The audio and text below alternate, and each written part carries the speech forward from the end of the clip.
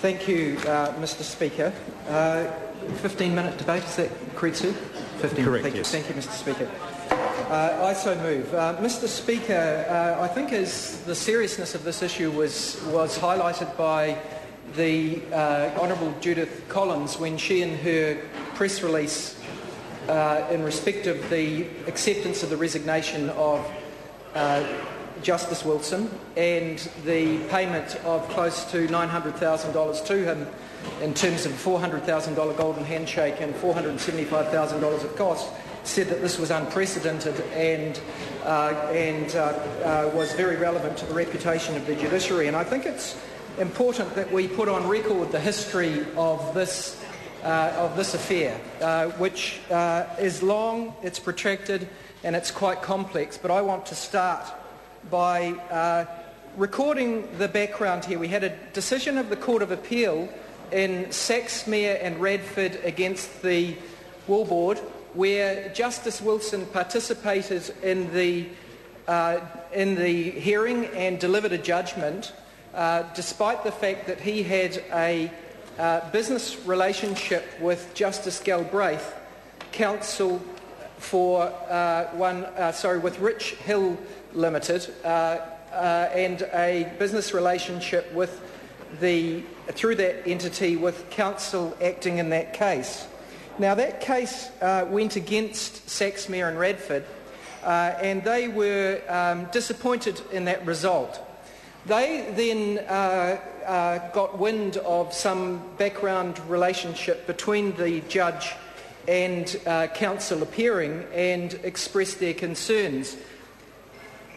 The principle that's at stake here is not whether a judge is biased or acts in a biased way, because for a start you can seldom prove that, even if it were the case, and I'm not suggesting that there is proof of actual bias in this case.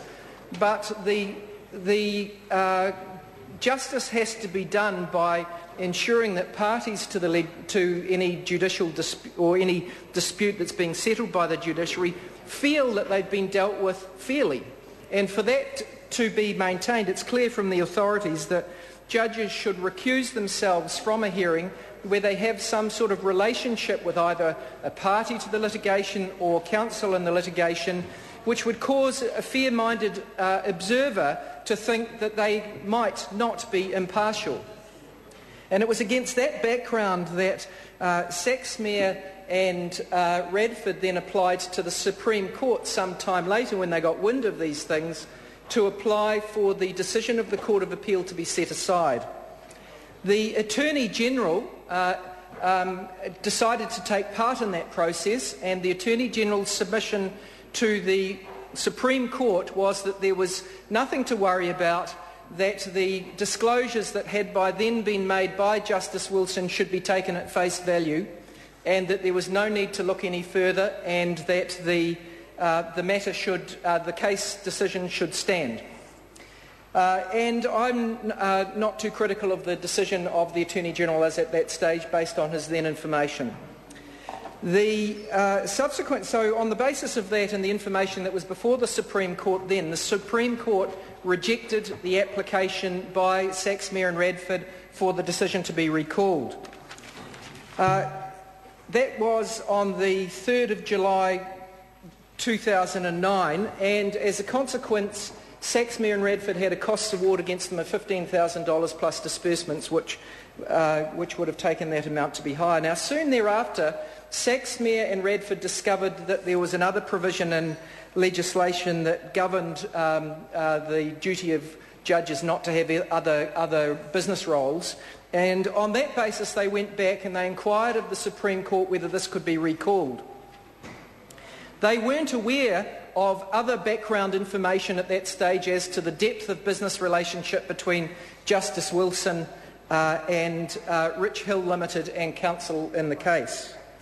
And indeed, I think it's a coincidence that during that intervening period before it was eventually recalled a second time in the Supreme Court, that Justice Thomas, off his own bat, I think concerned about the original Supreme Court decision based on his own knowledge, wrote a letter to the Chief Justice and the Attorney General to say that there were other matters relating to Justice Wilson's business relationships with council and related and companies that they shared ownership interests in that ought to have been disclosed to the court.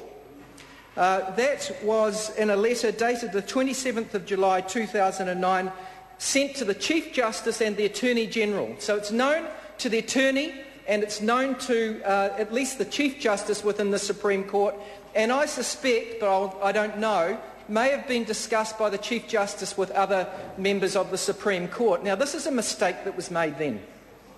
No one told Radford or Saxmere.